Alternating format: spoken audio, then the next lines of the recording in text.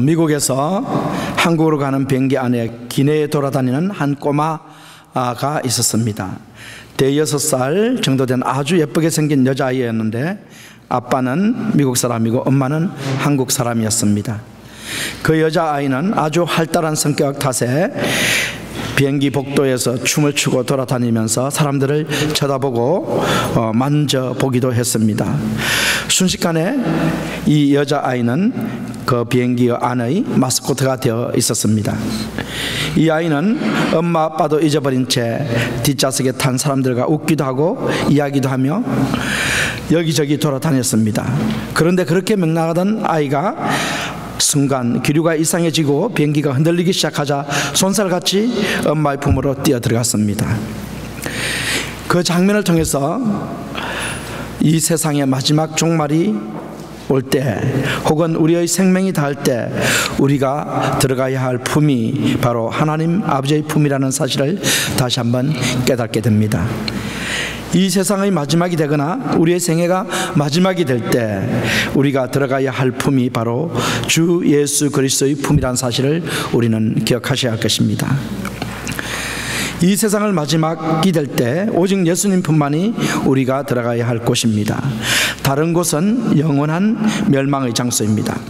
따라서 우리들의 소망은 오직 예수 그리스도이십니다. 찬송가 539장의 가사입니다. 이 몸의 소망 무엔가 우리 주 예수뿐일세. 우리 주 예수밖에는 믿음이 아주 없도다. 굳건한 반석이시니 그 위에 내가 서리라. 그 위에 내가 서리라. 바라던 천국 올라가 하나님 전에 배울 때 구주의 의를 힘입어 의여시 앞에 서리라. 굳건한 반석이시니 그 위에 내가 서리라. 그 위에 내가 서리라. 오늘 이제 2012년 마지막 주일 예배를 우리가 드리고 있습니다.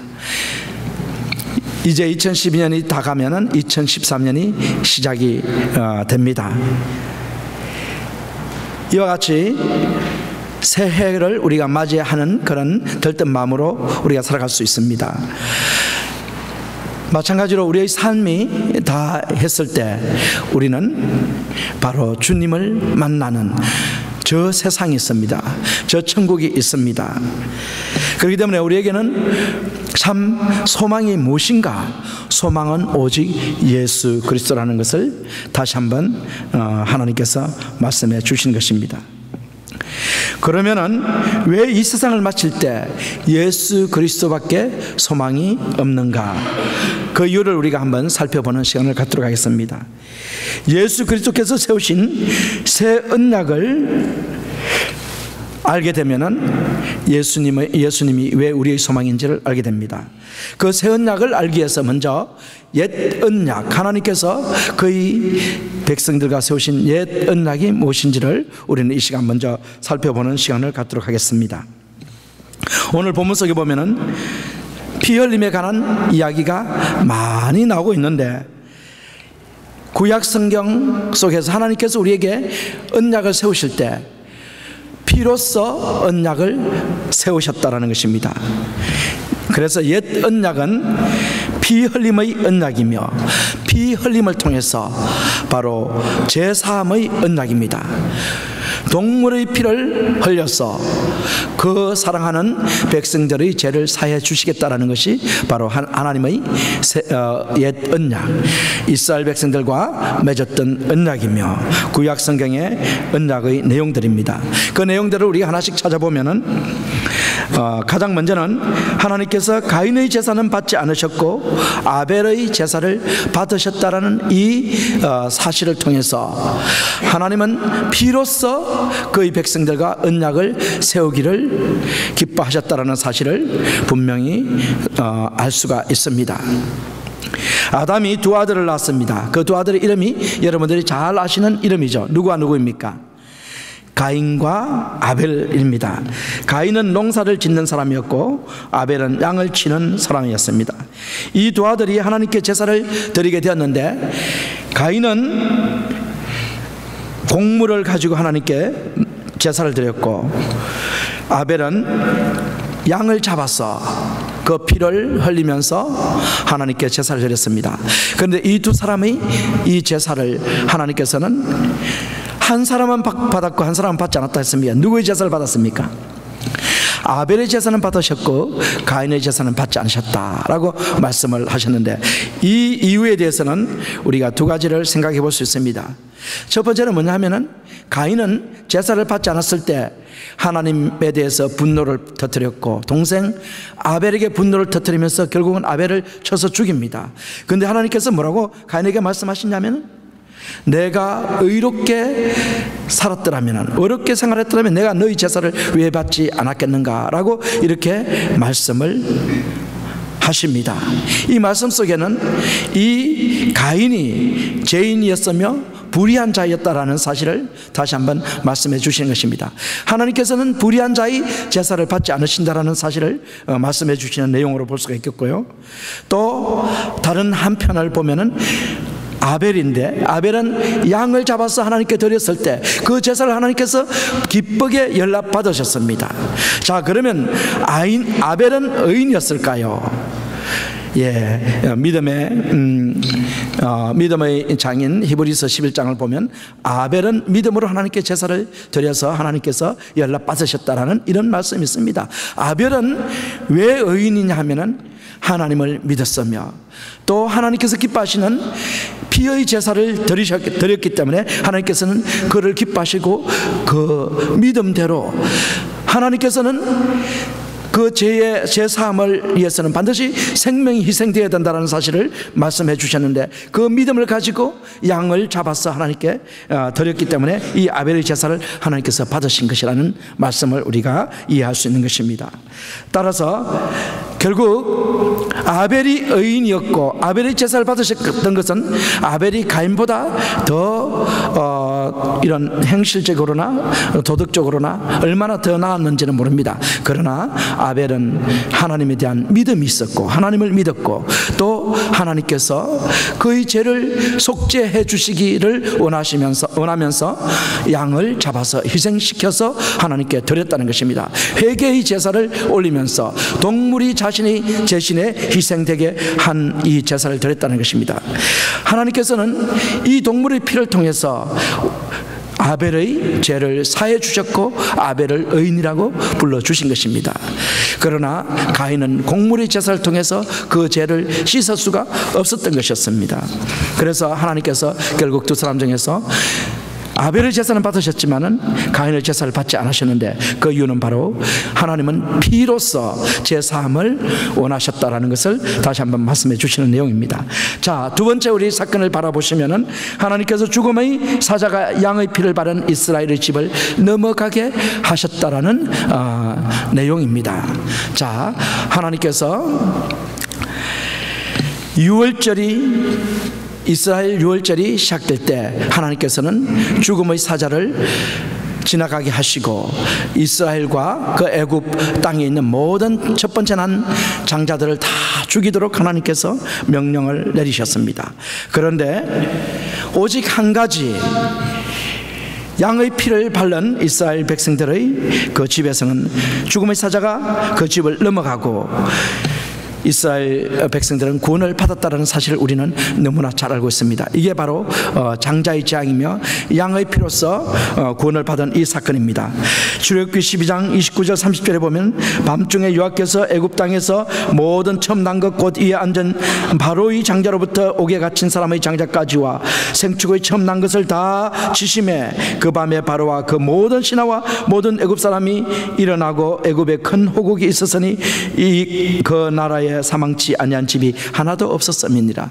모든 애굽 사람들은 다 장자가 죽임을 당했으나 오직 이스라엘 백성은 장자가 죽임을 당하지 않고 구원을 받았었는데, 이것은 바로 양의 피가 희생됨으로 말미암아 그 구원을 받을 수가 있다는 사실을 우리가 너무나 잘 알고 있는 사실입니다.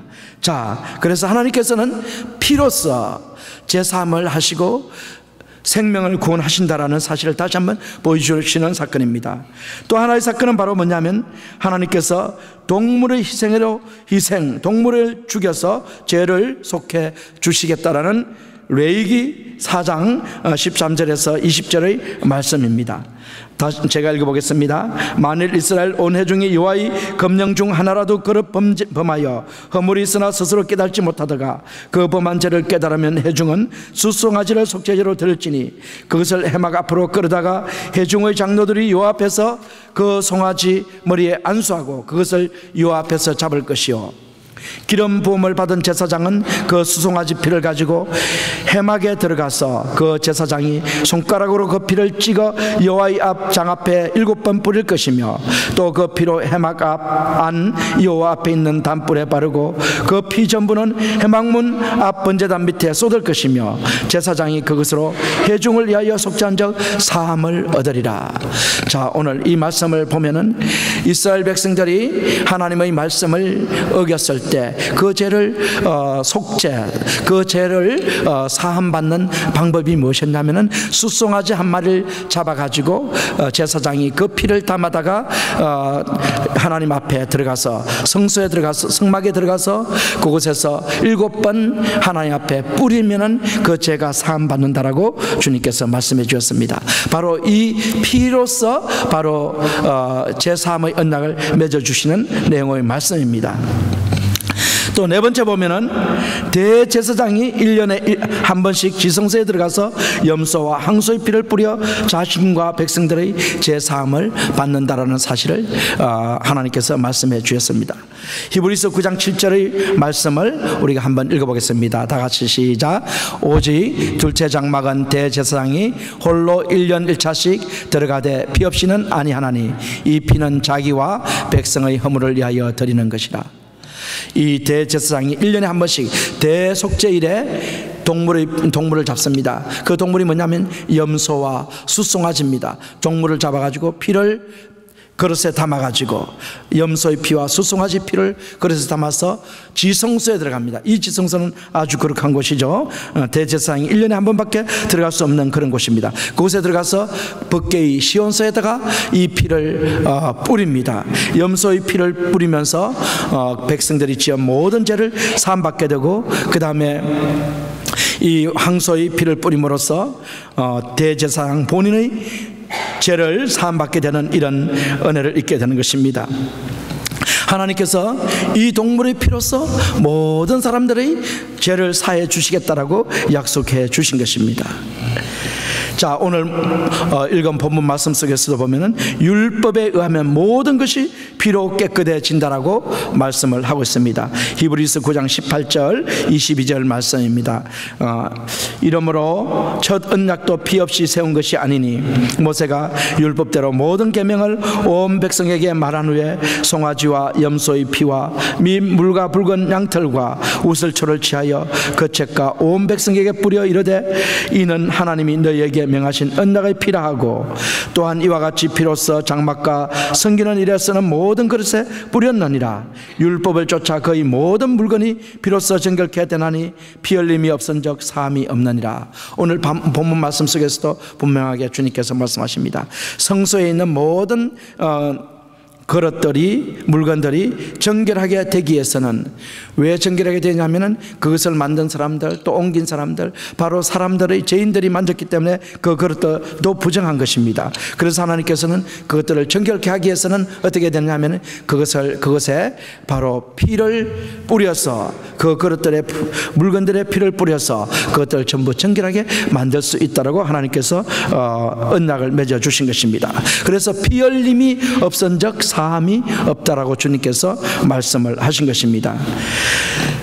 첫 언약은 시내산의 언약을 말씀하는 것입니다. 이 시내산의 언약은 피로 세운 것입니다. 동물의 피로 성막에 있는 모든 물건을 정결하게 하게 되는 것입니다. 깨끗하게 됩니다. 사람에 의해서 더럽혀진 모든 것을 깨끗하게 해주시는 것이 동물의 피를 통해서 이루어진 것이 첫 언약입니다. 피 없이는 더러워진 것이 깨끗해질 수 없습니다. 제사함을 받을 수가 없는 것입니다. 자, 이 피로서 깨끗하게 된다라는 이 옛 언약을 이룬 분이 누구시냐 하면은 바로 예수 그리스도라는 것입니다. 예수 그리스도의 피는 옛 언약을 성취한 피라는 것을 믿으시기 바랍니다. 옛 언약은 피 흘림으로 사함을 받는다라는 것입니다. 옛 언약에서는 동물이 피었습니다. 그러나 새 언약에서는 바로 예수 그리스도의 피입니다. 하나님의 어린 양 대신 예수 그리스도의 피를 흘림으로써 그 피를 믿는 자는 모두 깨끗하게 된다라는 것이 바로 새 언약입니다. 그래서 예수님의 피는 새 언약의 피라는 것을 우리가 기억하셔야 되는 것입니다. 히브리서 10장 25절 26절에 보면 대제사장이 해마다 다른 것의 피로서 성소에 들어가는 것 같이 자주 자기를 드리려고 아니하실지니 그리하면 그가 세상을 창조할 때부터 자주 고난을 받았어야 할 것이로되 이제 자기를 단번에 제사로 드려 죄를 얻게 하시려고 세상 끝에 나타나셨느니라. 오늘 이 말씀을 보면은 바로 대제사장은 1년에 한 번씩 꼭 지성소에 들어가서 속죄를 하게 되었는데, 그래서 동물의 피로서 계속 속죄하는 제사함을 얻게 하는 제사를 드렸는데, 말세에 예수님께서 하나님 아들이 이 세상에 오셔서 단번에 하늘 성소에서 하늘 성전에 들어가셔서 자기의 몸에서 피를 다 쏟으시고 바로 단 한 번에 속죄의 제사를 다 드리셨다라는 것을 말씀을 하고 계십니다. 바로 예수님의 피는 우리의 모든 사람들을 제사함을 주시게 한 속죄의 피가 되는 것입니다. 옛 언약을 성취한 피가 되는 것입니다. 예수님께서 십자가에 못 박혀 단번에 죽으셨습니다. 그리고 물과 피를 다 쏟으셨습니다. 그 십자가에 의해서 달려 죽임 당하신 것은 모든 믿는 자들의 제사함을 받게 하시는 단 한 번의 제사라는 것을 주님께서 이 시간 말씀하시는 것입니다. 예수님의 피는 세상 죄를 지고 가시는 하나님의 어린 양의 피입니다. 세상 죄를 지고 가시는 하나님의 어린 양. 요한복음 1장 29절에 보면 이튿날 요한이 예수께서 자기에게 나오심을 보고 가로되 보라 세상 죄를 지고 가는 하나님의 어린 양이로다. 누가 세상 죄를 지고 가는 하나님의 어린 양이십니까? 예수님이 세상 죄를 지고 가는 하나님의 어린 양. 우리의 모든 죄를 지고 예수님께서 골고다 언덕에 올라가셔서 그곳에서 십자가에서 죽임을 당하신 하나님의 어린 양, 유월절의 어린 양 되신 예수님입니다. 그래서 예수님의 피는 그 피를 믿는 자는 그 피를 문인방과 문설주에 바르면 이스라엘 백성들의 장자가 다 구원을 받았듯이 그 피를 믿는 자는 누구든지 구원을 받게 되는 것입니다. 영생을 얻게 되는 것입니다. 천국 백성이 되는 것입니다. 예수님의 피는 모든 믿는 자들의 죄를 사함받게 하는 언약의 피입니다. 요한복음 3장 16절에 보시면 하나님이 세상을 이처럼 사랑하사 독생자를 주셨으니 이는 저를 믿는 자마다 멸망치 않고 영생을 얻게 하려 하심이니라. 바로 예수님의 피를 믿는 자는 멸망치 않고 영생을 얻게 되는 이 놀라운 축복을 얻게 해주시겠다는 하나님의 약속입니다. 오늘 아직도 예수 그리스도를 마음에 모시지 않았고 예수 그리스도가 하나님의 아들 되심을 알지 못하시는 분은 이 시간 예수 그리스도를 마음 중심에 모십시오. 하나님의 아들 예수 그리스도께서 나의 죄를 위해서 이 세상에 오셔서 십자가에서 죽임을 당하셨다는 이 놀라운 사실과 죽은 가운데서 3일 만에 살아나셨다는 이 놀라운 사실을 여러분 기억하시기 바랍니다. 이 예수님을 마음속에 영접할 때 하나님께서 멸망치 않고 영생을 얻게 해주시겠다라고 약속을 해주시는 것입니다. 예수님의 피는 모든 믿는 자들을 하나님과 화목하게 하는 언약의 피입니다. 로마서 5장 10절의 말씀을 우리가 다 같이 한번 읽어보시겠습니다. 시작. 곧 우리가 원수 되었을 때에 그 아들의 죽으심으로 말미암아 하나님으로 더불어 화목되었은저 화목된 자로서 더욱 그의 살으심을 인하여 구원을 얻을 것이니라.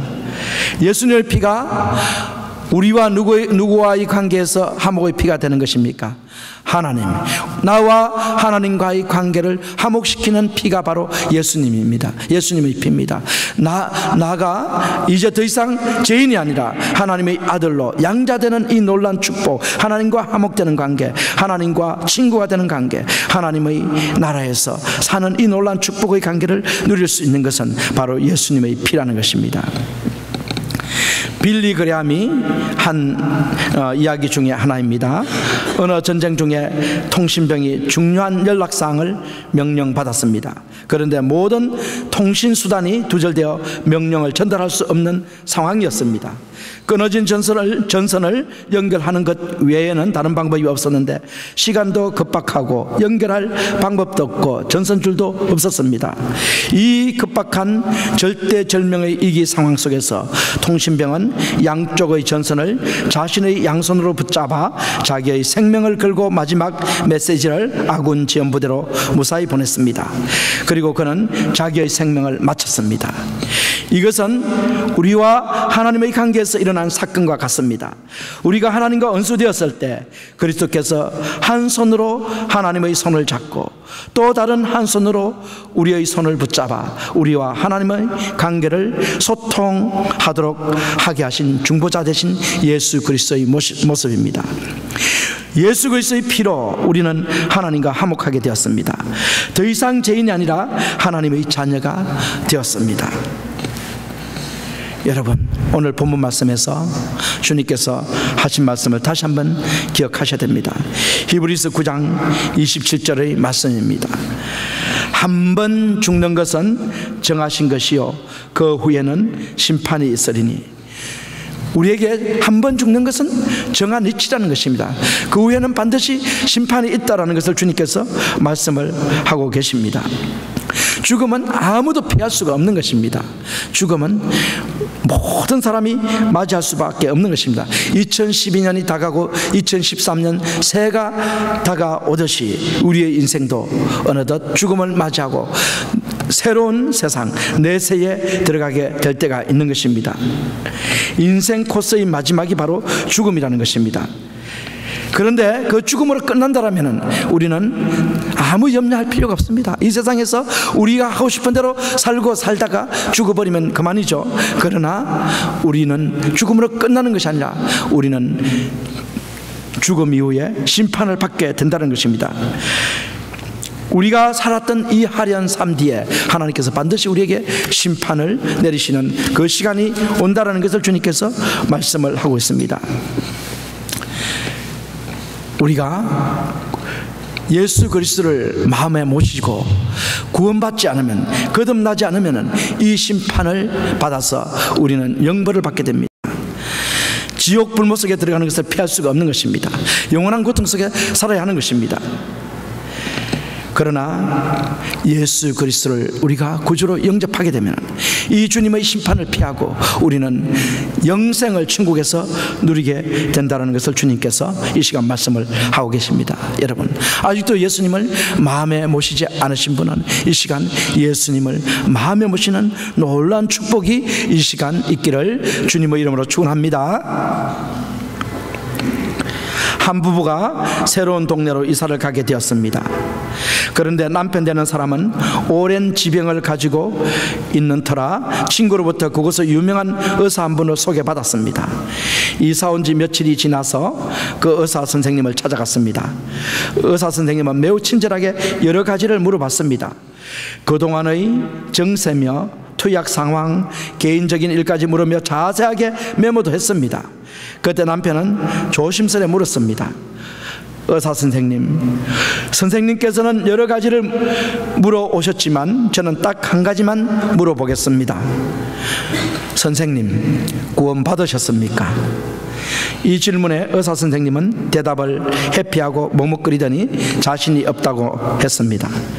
어떻게 하면 확신을 가질 수 있는지 성경 말씀을 통해 보여주겠노라는 남편의 제안에 의사 선생님은 흔쾌히 승낙을 했습니다. 그 후 진찰을 받으러 갈 때마다 의사는 남편의 육신의 병을 치료해 주고 남편은 의사의 영적인 병을 치료해 주었습니다.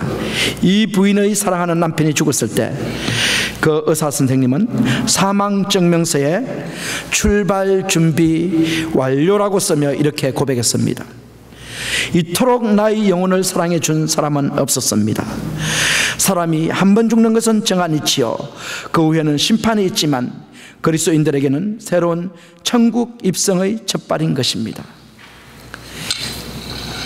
제가 한국에서 직장을 다닐 때 저와 가까이 지냈던 장로님이 한 분 계셨는데, 장로님도 저하고 나이가 같아요. 그 당시는 한 15년 이전이니까 상당히 저도 그때는 아주 여기에 누구와 비슷할까요? 재원이 정도 될까요?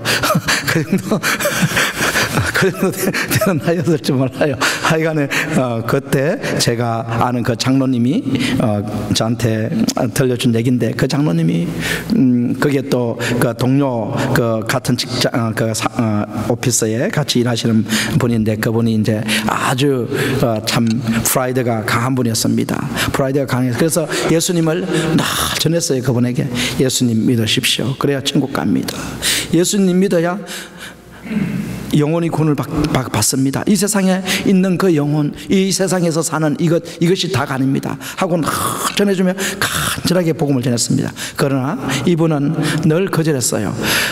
나는 천국 같은 거 믿지 않습니다. 이 세상이 다라고 생각합니다 라고 하면서 이 세상을 좋아하는 그런 아주 프라이드 강한 그런 분이었습니다.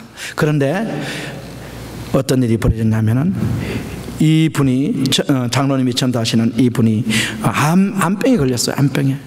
암병에 걸려가지고 이제 한 달이면 이제 죽을 수밖에 없는, 돌아가실 수밖에 없는 그런 상황이 됐습니다. 이 상황 속에 이런 상황을 맞았는데, 이 분이 병실에서 계속 찾으시는 분이 있는데, 그분이 누구냐 하면은 장로님이었다고 합니다. 그래서 장로님을 찾아서 결국 그 부인을 통해서 부인이 장로님을 모시러 와서 장로님이 그 병실에 갔습니다. 병실에 가서 만났는데 하시는 얘기가, 나의 영혼을 그토록 사랑해 주신 분은 장로님밖에 없었습니다.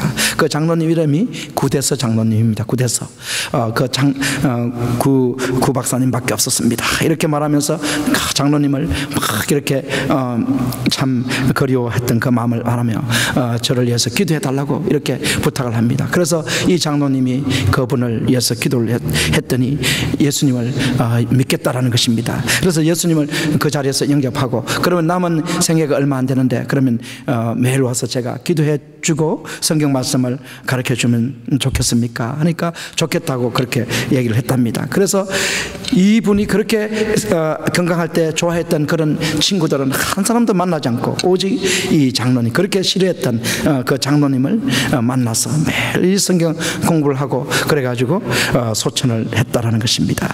그때 소천하고 나서 이 소천하신 아내가 너무 감사했다는 거예요. 감사. 이 장로님, 구대서 장로님에게 너무 감사해서 참 감사를 어떻게 표현해야 될지 몰랐다라는 이런 간증을 했다라는 것을 들은 적이 있습니다. 제가 미국에 오기 전에 그분하고 만나서 이런 얘기를 하면서 참 여러 가지 했는데, 그분도 구대서 장로님도 결국 그렇게 그분을 영접시키시고, 그분도 저희 후배가 돼가지고 대전 침례신학교 신대원에 입학을 했습니다. 그래서 저보다 1년 후배입니다. 신대원 후배. 그분도 아주 신실하게 참 복음을 전하는 그런 아주 열정적인 사람이었습니다. 참 오늘 우리가 분명히 기억하셔야 할 것은, 우리가 한 번 죽는 것은 사람에게 정하신 이치입니다. 그 다음에는 반드시 심판이 있습니다. 그렇기 때문에 이 심판을 우리는 피할 수 있는 길은 오직 예수 이름밖에 없는 거예요. 예수님의 피밖에 없는 것입니다. 여러분, 이 예수님을 마음속에 모십시오. 그럴 때 우리가 소망이 있는 거예요. 자, 예수 그리스도를 믿고 예수 그리스도를 간절히 기다리는 사람이 구원을 받습니다. 오늘 28절의 말씀입니다. 28절을 한번 읽어보실까요? 28절. 이와 같이 그리스도도 많은 사람의 죄를 담당하시려고 단번에 들으신 바 되셨고, 구원에 이르게 하기 위하여 죄와 상관없이 자기를 바라는 자들에게 두 번째 나타나시니라. 참 이 말씀을 보시면은 예수님이 첫 번째 말세에 나타나신 이유는 우리의 모든 죄를, 많은 사람의 죄를 담당하셔서 죄를 얻게 하시기 위해서 오셨다라는 것입니다. 그런데 두 번째 오실 때는 죄와 상관없이 예수님이 오시기를 간절히 기다리는 사람들을 구원하시기 위해서 오신다라는 것입니다.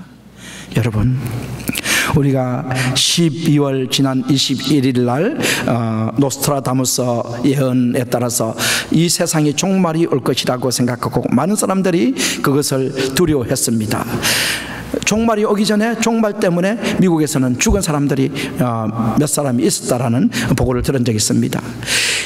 이 이상한 종말론, 이 시한부 종말론, 이런 것들은 전부 다 잘못된 것입니다. 이단입니다. 그러나 주님께서 우리에게 분명히 말씀하시는 것은 무엇이냐 하면은, 우리가 예수 그리스도를 진정으로 마음에 모시고 산다면은 우리는 예수님이 오시기를 간절히 고대하며 살게 될 것이라는 것입니다. 왜 그러냐 하면은 사도 바울이 고백하지 않습니까? 나는 이 육신을 입고 있다. 이 죄를 짓는 육신을 입고 있다. 그래서 이 육신은 죄로 인하여 죽은 것이다.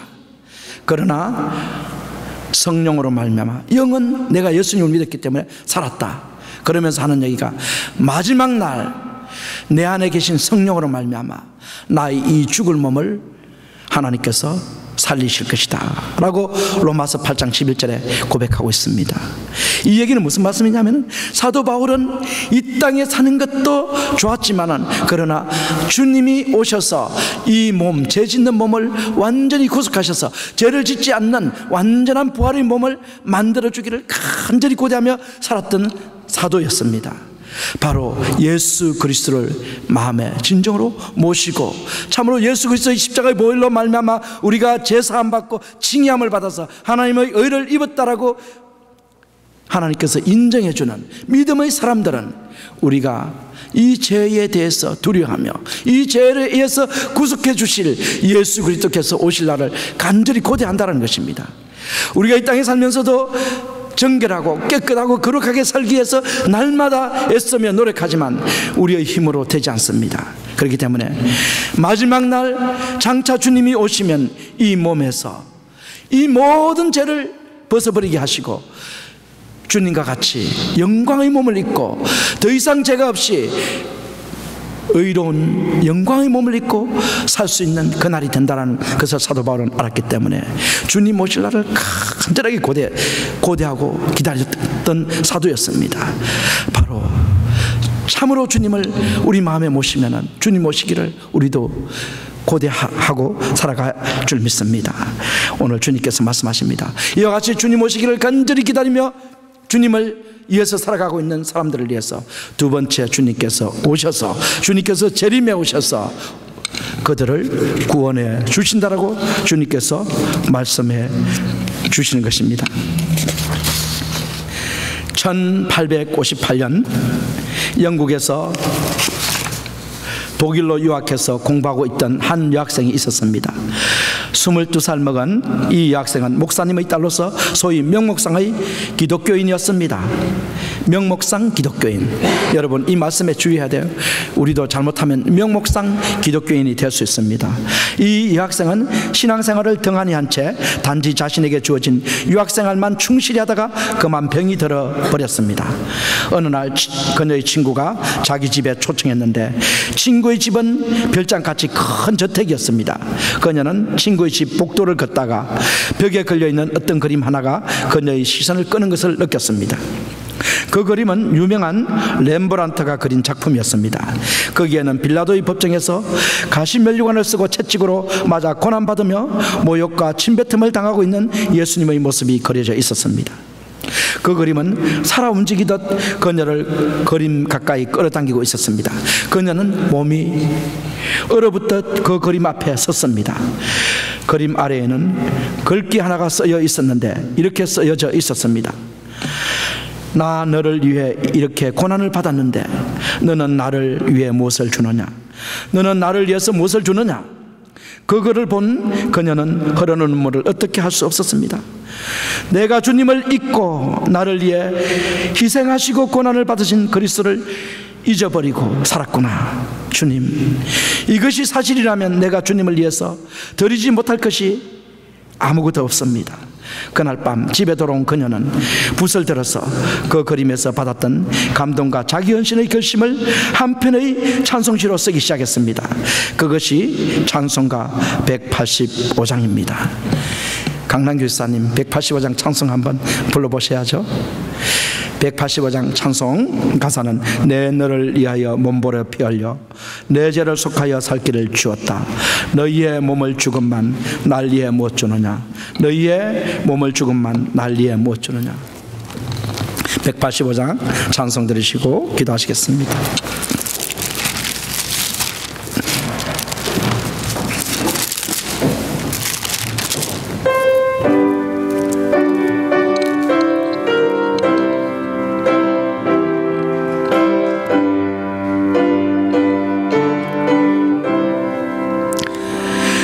내 너를 위하여 몸 버려 피 흘려 내 죄를 속하여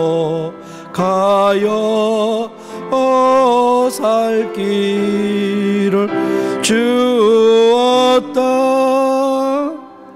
너희의 몸을 주건만 무엇 주느냐. 너희의 몸을 주건만 날 무엇 주느냐. 아버지 보좌와 그 영광 떠나서 한같은 세상에 만백성 구하려 내 몸을 희생의 것만 너무 아느냐.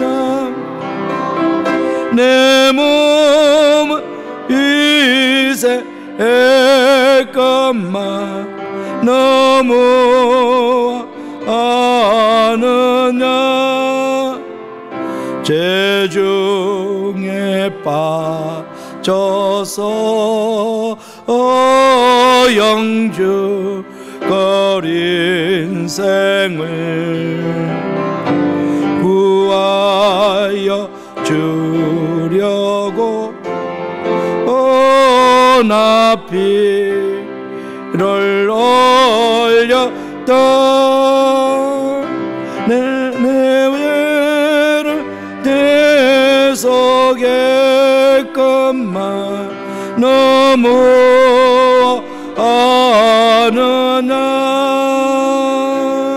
내 죄를 대속했건만 너무 아느냐. 한없는 용서와 참 사랑 가지고 세상에 내려와 없이 주었다. 이것이 기주 아금만 날 모아 주느냐. 이것이 기주 아금만 날 모아 주느냐.